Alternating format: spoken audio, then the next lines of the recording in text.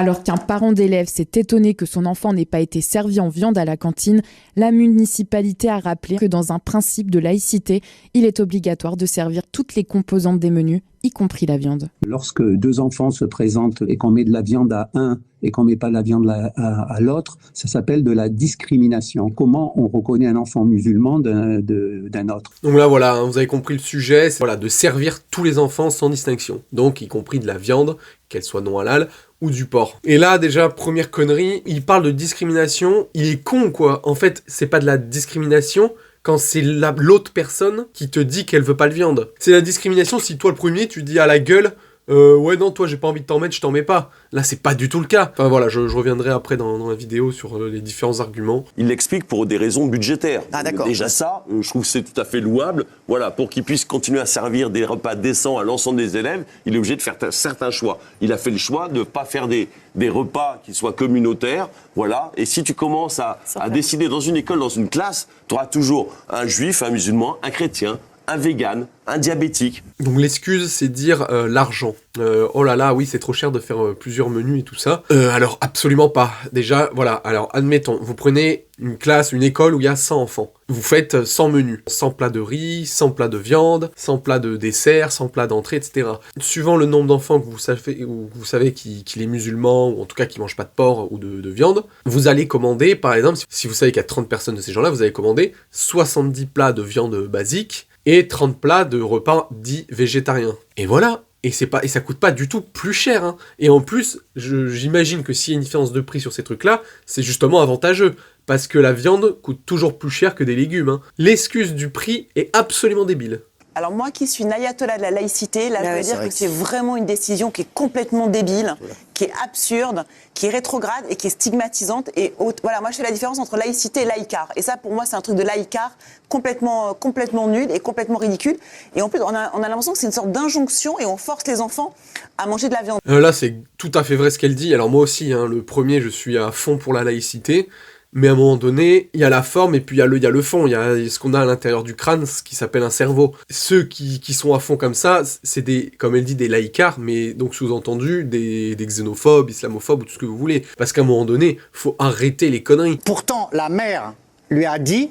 Mais on paye pourtant, je te promets, on a payé ton repas. Vous vous rendez compte, la petite désespérée, parce qu'on mélange le porc avec d'autres aliments. Donc il y a des gens, par exemple pour moi, je ne peux pas manger. Mais là, vous à une époque où le pouvoir d'achat des Français est tant en berne, où beaucoup de gens ne peuvent pas manger de viande, justement. L'école française, l'école publique française propose aux enfants de tout manger, y compris de la viande. Et on trouve encore à se plaindre. Mais dans quel pays vivez-vous? Vous vous rendez compte que vous dites que ce maire discrimine. Mais qui discrimine?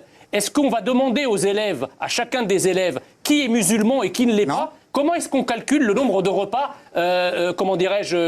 communautaires? Gilles Verdez, ce qu'il dit, c'est qu'effectivement, il y a une enfant qui serait plaint à sa mère en disant « j'ai pas pu manger ce qu'il y avait à la cantine parce qu'il y avait du porc et voilà, on m'a obligé à le prendre ». C'est vrai, au final, les parents, ils payent. Je veux dire, même les parents musulmans, ils payent le repas. Et en plus, ils payent le même prix que si, justement, ils mangeaient de la viande. Donc, le moindre des choses, c'est au moins de leur donner des repas végétariens. Donc, enfin, vraiment, voilà, n'importe quoi. Après, Jean Messia, il revient sur l'argument de l'argent. Mais voilà, comme j'ai dit plus tôt, c'est une grosse connerie. La viande coûte plus cher que les légumes, donc arrêtez de dire que c'est une question de budget.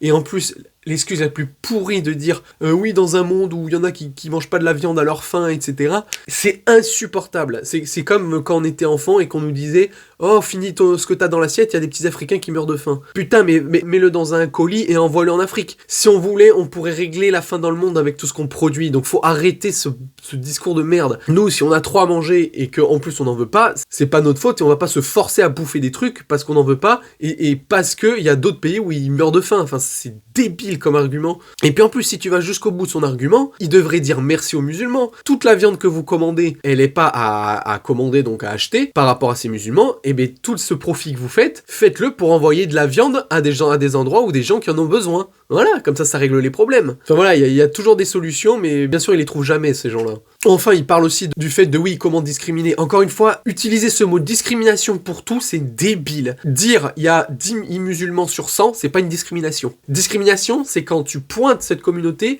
et que tu la mets en dehors du cadre, que tu la mets en dessous de toi au niveau hiérarchique. Si tu dis juste, là il y a 10 juifs, là il y a 10 musulmans, là il y a 2 catholiques, c'est pas de la discrimination, c'est simplement compter. Quand quelqu'un te dit tout simplement, c'est son régime alimentaire, il ne mange pas telle chose, tu vas pas dire, oh bah non, t'es musulman, je fais comme si t'étais pas musulman. Je veux dire, pour la bouffe, chacun mange ce qu'il a envie de manger. Les parents, pour justement au début d'année, où ils disent juste, voilà, mon enfant, il ne mange pas de porc ou alors de viande. Quand les enfants mangent à la cantine, il y a une liste avec le nombre de repas à fournir. Dedans, il y a bien marqué, il y a par exemple 50 repas normaux et 30 repas végétariens, c'est comme ça qu'on les appelle. Et je sais de quoi je parle. Donc voilà, il n'y a aucun problème avec ça. La question qui se pose, c'est pourquoi il y a 30 ou 40 ans, nous n'avions pas ce type de revendications et pourquoi elles émergent aujourd'hui. Parce que vous avez une immigration massive dont une majorité est musulmane. Il n'y avait pas autant de musulmans dans les années 80 qu'il y en a aujourd'hui. Donc à un moment, le nombre fait effectivement office de revendication. En France, il y a une identité française à laquelle il est demandé aux gens de se conformer. Voilà, c'est tout. Donc si vous n'êtes pas d'accord avec ça... Bien sûr. Pas de problème, vous faites vos repas ailleurs, mais vous imposez pas vos spécificités et vos revendications alimentaires au sein de l'espace public dont l'école fait partie. Ah là, Jean Messia, je suis d'accord avec pas mal de ses idées en général, mais voilà, c'est l'exemple de laïcité laïcard. Lui, il y a des trucs, tout ce qu'il dit, c'est pas con, mais voilà, lui, il pousse le curseur au maximum, donc forcément, des fois, pour certains sujets, il dépasse la limite, et là, voilà, le cas de la cantine, c'est la limite, et il tombe dans un truc complètement con. Pourquoi maintenant on entend ce sujet alors qu'avant on l'entendait pas? Bon, il répond à la question en disant qu'effectivement, c'est une question d'immigration et de démographie. Mais voilà, la réponse, elle est toute faite, c'est logique. C'est un autre problème, l'immigration. On peut en parler, dire qu'on n'en veut pas, que c'est pas bien, qu'il faut la réguler, mais là, la question de la cantine, justement, c'est sur les faits. Vu qu'il y a eu tout ce truc d'immigration et que maintenant il y a énormément de gens d'origine africaine et musulmane, c'est donc normal que sur le poids démographique et du coup là, politique, enfin que les parents demandent ça dans les écoles, à avoir des plats végétariens ou en tout cas halal ou tout ce que vous voulez. Ça sert à rien de débattre là-dessus. Oui, il faut débattre à la source sur l'immigration. Le fait est que là, voilà, il y a tant d'enfants qui mangent pas de viande, qui mangent halal ou qui mangent pas de porc. On peut être contre ça, mais du coup, faut se battre sur l'immigration. Faut pas se battre maintenant en disant non, on va vous obliger à manger du porc, ouvrez la bouche. Ceux qui ne mangent pas de porc ou qui mangent pas de viande, on va pas les obliger et là dire la France, il faut accepter ses coutumes et tout. Mais c'est débile, parce que même en tant que blanc, que français de souche et tout ce que vous voulez, il y a des enfants, ils aiment pas les petits pois. Et pourtant, c'est pas une histoire de religion. On va pas les obliger à bouffer des petits pois, même s'il y en a à la cantine. Vouloir obliger les enfants à rentrer dans le moule, clairement, sur ce sujet-là, c'est de l'islamophobie, hein, c'est rien d'autre, et de la xénophobie. Oui, attaquez-vous sur l'immigration, faites en sorte qu'on remette les frontières, tout ce que vous voulez, qu'on réduise l'immigration, mais là, maintenant, sur les enfants qui sont en France et qui sont avec les autres enfants, là, c'est vouloir les discriminer, en voulant absolument qu'ils mangent ce que les autres mangent, parce que je suis désolé, moi, je suis absolument à fond pour l'assimilation et anti-communautarisme. Je suis pour que les enfants s'assimilent au groupe. Le problème, c'est que là, dans la bouffe, à un moment donné, c'est autre chose. Si, dans sa religion, il ne doit pas manger cette chose, je vois pas pourquoi on l'obligerait à manger. Il peut se sentir complètement français, avoir les mœurs, la culture, la langue, les coutumes, etc. Mais à un moment donné, dans ce que tu bouffes, je veux dire, même entre français de souche athées, il y a des choses que certains aiment et d'autres que certains n'aiment pas. Et donc, on va pas tous manger la même chose. Là, c'est vraiment aller dans la caricature, quoi. Je me rappelle du temps, on vivait tous ensemble, le vivre ensemble. Mais maintenant, c'est le vivre ensemble selon Gilles Verdès. On vit ensemble, chacun de son côté. Et on mange tous de la viande. Avec des règles, chacun différentes, et chacun va pas emmerder l'autre, chacun reste dans son coin. C'est discriminant de dire on est pour le vivre ensemble. Mais non, mais vous voulez gâcher de la nourriture. Ce que vous voulez faire, c'est de voir des enfants jeter leur viande alors qu'il y en a qui crèvent de faim. Et on va jeter la viande parce que ceux qui refusent notre façon d'être. Proposez-leur un plat végétarien.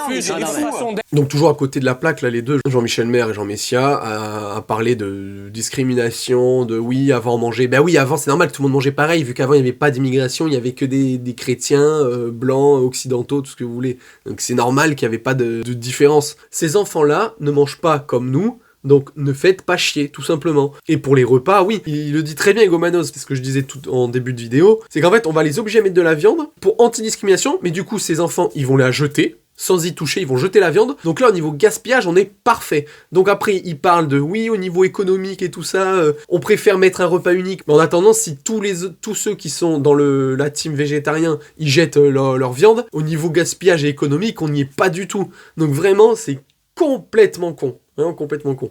Donc pour conclure, là, faut arrêter. il y a des combats à mener, par exemple l'immigration en général, mais il y a d'autres sujets, c'est même pas débattable en fait. Les enfants, ils ont rien demandé à personne, hein, ils sont dans une école, tranquille, ils vivent avec d'autres enfants, et si à la cantine justement, vous commencez à les obliger à faire un truc ou à les priver de nourriture, parce que si vous leur mettez de la viande ou du truc comme ça qu'ils vont jeter et qui du coup ils vont pas toucher leur assiette, ils vont même pas manger le midi. Donc en fait vous êtes en train de faire du mal à des enfants qui ont rien demandé, sous couvert de laïcité, enfin vraiment là faut arrêter de déconner. Je suis absolument à 100% pour la laïcité dans plein d'autres domaines hein, en France, mais là pour la cantine, je veux dire c'est la bouffe, c'est ce que tu manges, s'il y a des enfants qui ont pas envie de manger certaines choses, on va pas les forcer. Et il y a rien de plus économique que de choisir des repas normaux et végétariens, plutôt que 100% normaux avec de la viande où il y aura une tonne de gaspillage. Donc voilà, enfin vraiment mesure complètement conne et totalement islamophobe.